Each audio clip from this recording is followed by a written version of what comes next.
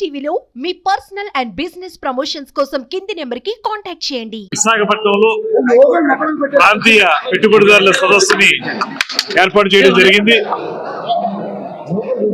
ఇప్పటికే విజయవాడలో రాష్ట్ర స్థాయి సదస్సును ఏర్పాటు చేసుకుని అక్కడ రమారమి 200 మంది ఇన్వెస్టర్స్ పాల్గొనడం జరిగింది. ఇప్పుడు ఇక్కడ 150 నుంచి 175 మంది వరకు రిజిస్టర్ చేసుకున్నారు పెట్టుబడిదారులు. ఇది ప్రధానంగా ఆంధ్రప్రదేశ్ ప్రభుత్వం పర్యాటక రంగాన్ని అభివృద్ధి చేయడానికి ఈ మధ్యకాలంలో తీసుకున్నటువంటి కొత్త విధానాలు, ముఖ్యమంత్రి చంద్రబాబు నాయుడు గారు, ఉప ముఖ్యమంత్రి పవన్ కళ్యాణ్ గారి యొక్క సహకారంతో ఆంధ్రప్రదేశ్ టూరిజం శాఖ కొత్త టూరిజం పాలసీ తీసుకురావడం జరిగింది. దాంతోపాటు ముఖ్యమంత్రి గారు టూరిజం కూడా ప్రత్యేకంగా ఇండస్ట్రీ స్టేటస్ ఇవ్వడం ద్వారా ఈ రాష్ట్రంలో టూరిజం వృద్ధి చెందడానికి ప్రత్యేకమైన చర్యలు చేపట్టారు. అవన్నీ ఇక్కడ ఇన్వెస్టర్స్ అందరికీ కూడా వివరించి తద్వారా వాళ్ళతో మాట్లాడి రాబోయే రోజుల్లో ఎంతో సుందరమైన ప్రదేశమైనటువంటి ఉత్తరాంధ్ర, ఒక అద్భుతమైనటువంటి సముద్ర తీరం, మరో పక్కన అటవీ సంపద, ఇంకో పక్కన ప్రకృతి రమణీయత, ఇవన్నీ ఉన్నటువంటి ఈ ప్రాంతంలో ఎవరైతే ఔత్సాహికులు ముందుకు వస్తారో, పర్యాటక ప్రాజెక్టులు టేకప్ చేయాలనుకుంటారో వారికి మేము ఇచ్చేటువంటి రాయితీలు ఏ రకంగా ఉంటాయని తెలియజెప్పి వారందరినీ ఆహ్వానించడానికి ఈ కార్యక్రమాన్ని ఏర్పాటు చేశాం. చాలా ఉత్సాహంగా అందరూ ముందుకు వచ్చారు. ప్రత్యేకంగా ఈ ప్రాంతంలో అనేక ప్రాజెక్టులు నిర్మించడానికి ముందుకు వస్తా ఉన్నారు. వారందరికీ ఆహ్వానం పలుకుతూ ఇవాళ ఈ కార్యక్రమంలో ఇప్పటికే ఈ రోజు ఉదయం రమారమి ఒక 6 ప్రాజెక్టులకి ఎంఓయూలు చేసుకోవడం జరిగింది, మెమోరాండం ఆఫ్ అండర్స్టాండింగ్ చేసుకోవడం జరిగింది. అందులో అట్మాస్ఫియర్ కోర్ హాస్పిటాలిటీ వారు, అదేవిధంగా సుమి హోటల్స్ వారు, డాల్ఫిన్ ఓషన్ క్రూజ్ వారు, రిపిల్స్ అండ్ కంపెనీ వారు, Everest enterprises and blue bay infra వారు, అదేవిధంగా royal palms and hotel Spark వారు టోటల్ వాల్యూ ఇప్పుడు వచ్చి 1,217 కోట్ల రూపాయలు ఎంఓయూ చేసుకున్నాం. దీని ద్వారా 2,567 మందికి ఉపాధి కల్పించేటువంటి అవకాశం ఉంది. దాంతో పాటు 825 రూములు నిర్మించడానికి ఈ ఎంఓయూల ద్వారా ప్రారంభమైంది. మేము ఈ రకమైనటువంటి సదస్సును మళ్ళీ తిరుపతిలో కూడా ఏర్పాటు చేసి అక్కడ కూడా ఈ రకంగా ఎంఓయూలు చేసుకుని మొత్తంగా మార్చి నెలాఖరు నాటికి రమారమి 3 ప్రాంతాల్లో కలిపి ఒక 100 ఎంఓయూలు చేసుకోవడం ద్వారా ఏప్రిల్ నుంచి ఆ ప్రాజెక్టులు ముందుకు వెళ్లే విధంగా ఒక కార్యక్రమాన్ని చేపడతా ఉన్నాం. అందులో భాగంగా ఇవాళ అందరూ కూడా ఉత్సాహంగా ముందుకు వచ్చారు.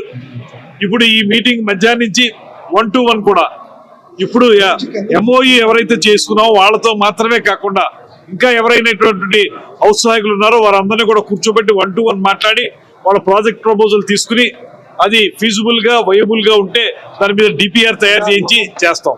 అయితే ఇందులో ప్రధానంగా ప్రభుత్వం తీసుకుంటున్న ఆలోచన ఏంటంటే కేవలం ప్రభుత్వమే టేకప్ చేయాలని కాకుండా ఎవరైతే ప్రైవేట్ పెట్టుబడిదారులు ఉన్నారో వారిని ఇన్వాల్వ్ చేయడానికి సదస్సు ఏర్పాటు చేసాం. P4 అనేటువంటి సిస్టాన్ని ముఖ్యమంత్రి గారు చెప్తా ఉన్నారు. పబ్లిక్ ప్రైవేట్ పీపుల్ పార్ట్నర్షిప్ అనేటువంటి అంశాన్ని చెప్తా ఉన్నారు.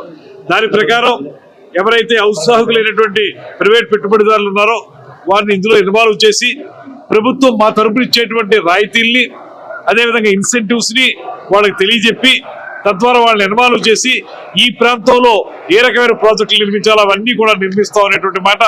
అదేవిధంగా కోనసీమ ప్రాంతం, తూర్పు పశ్చిమ గోదావరి జిల్లాలు, అదేవిధంగా తిరుపతి ఆ ప్రాంతం, రాయలసీమ, కృష్ణా, గుంటూరు అన్ని ప్రాంతాల్లో కూడా ముందుగా ప్రాంతీయ సదస్సులు అయిన తర్వాత జిల్లాల వారీగా కూడా సదస్సులు ఏర్పాటు చేసి అక్కడ స్థానికంగా ఉన్నటువంటి పర్యాటక ప్రదేశాలను గుర్తించి వాటిలో కొంతమందిని ఇన్వాల్వ్ చేసి అక్కడ కూడా ప్రాజెక్టులు నిర్మించడానికి సిద్ధంగా ఉన్నాం.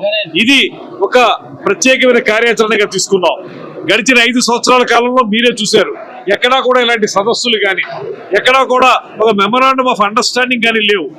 పైగా లేకపోగా ఇదే విశాఖపట్నంలో టూరిజం డిపార్ట్మెంట్ వారికి అత్యధిక ఆదాయం ఇచ్చేటువంటి రుషికొండ రిసార్ట్స్ ని పడగొట్టి వాళ్ళు ఒక ప్యాలెస్ నిర్మించుకున్న సందర్భాన్ని కూడా చూసాం. ఇవాళ కూడా ఆ ప్యాలెస్ వైట్ ఎలిఫెంట్ లా ఉంది తప్పితే దేనికి ఉపయోగం కాకుండా ఉంది. దాని ద్వారా ప్రతి సంవత్సరం కోట్లాది రూపాయల ఆదాయం వచ్చేటువంటి పర్యాటక శాఖ ఆదాయాన్ని గండి కొట్టినటువంటి ప్రభుత్వం ఆ ప్రభుత్వం అయితే ఇవాళ కొత్త ప్రాజెక్టులకి ఎంఓయూలు చేసుకుని కొత్త వాళ్ళని ఆహ్వానించి అన్ని ప్రాంతాల్లోనూ కూడా ఒక పక్కన టెంపుల్ టూరిజం, మరో పక్కన ఎకో టూరిజం, మరో పక్కన వెల్నెస్ టూరిజం, ఇంకో పక్కన అడ్వెంచర్ టూరిజం, ఇంకో పక్కన మైస్ టూరిజం, ఇంకో పక్కన అగ్రి టూరిజం, ఇలాగ అన్ని రకాల టూరిజం యాక్టివిటీస్ ని, వాటర్ స్పోర్ట్స్ ని, రివర్ ఫ్రంట్స్ ని, వీటన్నిటిని కూడా డెవలప్ చేయడానికి ప్రభుత్వం సిద్ధంగా ఉంది. దాంతో పాటు కేంద్ర ప్రభుత్వం కూడా ఎంతో ఉదారంగా ముందుకు వస్తా ఉన్నారు. ఈ మధ్య కాలంలోనే 177 కోట్ల రూపాయల శాంక్షన్ చేశారు. దాని ద్వారా రాజమండ్రి, ఆ గోదావరి హేవలాక్ పరిసర ప్రాంతాల్లో ఒక ప్రాజెక్ట్ ని అఖండ గోదావరి పేరుతోటి, అదేవిధంగా రాయలసీమలో గండికోట ప్రాజెక్టు, గండికోట కోట ఏదైతే ఉందో దానికి, ఈ రెండింటిని కూడా భారీ ప్రాజెక్టులుగా చేపడుతున్నాం. త్వరలోనే సూర్యలంక బీచ్ ని కానీ, ఇక్కడ మనకి త్వరలోనే ఒబరాయ్ వాళ్ళు, తాజ్ వాళ్ళు, మేఫైర్ వాళ్ళు, వీళ్ళందరూ IRCTC వాళ్ళు వస్తున్నారు. వాళ్ళతో కలిపి ఈ భోగాపురం దగ్గర కొన్ని హోటల్స్ నిర్మించడం కానీ, ఇలా చూసుకుంటే ప్రతి చోట కూడా పూర్తి స్థాయిలో పర్యాటక రంగం అభివృద్ధి చెందడానికి ఈ ప్రభుత్వం కట్టుబడి ఉంది. అందుకే నిరంతరంగా పనిచేస్తా ఉన్నాం. మా టీం డిపార్ట్మెంట్ వారు అందరూ పనిచేస్తా ఉన్నారు. మంచి సెక్రటరీ గారు, అదేవిధంగా MD గారు ఉన్నారు. మేము కూడా అందరూ కష్టపడి పనిచేసి అతి త్వరలోనే ఆంధ్రప్రదేశ్ లో కుంటుపడిపోయినటువంటి పర్యాటక రంగాన్ని ముందుకు తీసుకెళ్ళడానికి సాయశక్తిలా కృషి చేస్తున్నాం అనేటువంటి మాటని సందర్భంగా తెలియజేస్తున్నాను. అందరికీ నమస్కారం అండి. ఈవేళ టూరిజం మినిస్టర్ గారు, టూరిజం సెక్రటరీ గారు అందరూ కూడా ఈ సమావేశం ఏర్పాటు చూశారు. చాలా సంతోషం. ఇంకేదంటే ఏ ప్రాంతం అయినా అభివృద్ధి చెందాలంటే టూరిజం డెవలప్ చేసినప్పుడే అభివృద్ధి చెందుతుంది. అన్ని రంగాల్లో కూడా అభివృద్ధి చెందుతుందన్న విషయం అందరికీ తెలుసు. అయితే విశాఖపట్నంలో టూరిజం డెవలప్ చేయడానికి చాలా అవకాశాలు ఉన్నాయి. శ్రీకాకుళం జిల్లా నుంచి మొత్తం ప్రాంతం వరకు ఇన్ని అవకాశాలు ఉన్నా గత 5 సంవత్సరాలు టూరిజం పూర్తిగా సర్వనాశనం అయిపోయింది. చేసింది ఏమీ లేదు. మనకి చాలా అవకాశాలు ఉన్నాయి, వనరులు ఉన్నాయి, దాన్ని ఉపయోగించుకోవాల్సిన అవసరం ఉంది. అంచేత ఈ మీటింగ్ ఇంతతో ఆగకుండా రాబోయే 5 సంవత్సరాలు కూడా టూరిజం డెవలప్ చేయడానికి ప్రయత్నం చేయవలసిన అవసరం ఉంది. అందుకే నేను మాట్లాడినప్పుడు కూడా దీన్ని పాజిటివ్ థింకింగ్ ఉండాలి. ఎంతసేపు అప్లికేషన్ పెడుతున్నారు, ఇన్వెస్టర్స్ వస్తున్నారు, దాన్ని కొరీలు వేస్తున్నారు. అలా కాకుండా SR-No అప్లికేషన్ పెట్టిన తర్వాత విత్ ఇన్ షార్ట్ టైంలో SR-No చెప్తే టూరిజం డెవలప్ అవుతుంది.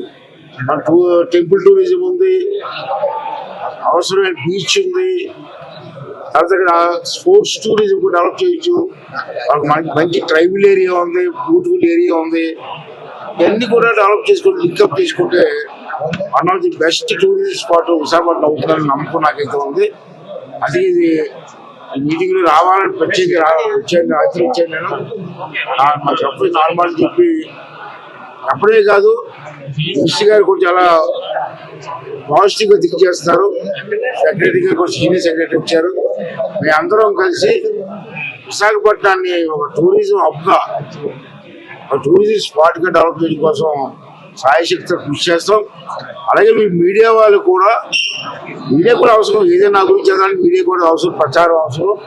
మీరు కూడా విశాఖపట్నం తాలూకు అందచందాలని, అరకు వ్యాలీ తాలూకు అందచందాలని, మనకున్న అవకాశాలని ప్రజలకు చెప్పి మన ప్రాంతాన్ని అభివృద్ధి చేయడం కోసం మీరు కూడా మీకు సహాయం చేయమని చెప్పి మీ అందరికీ కోరుకుంటున్నాను.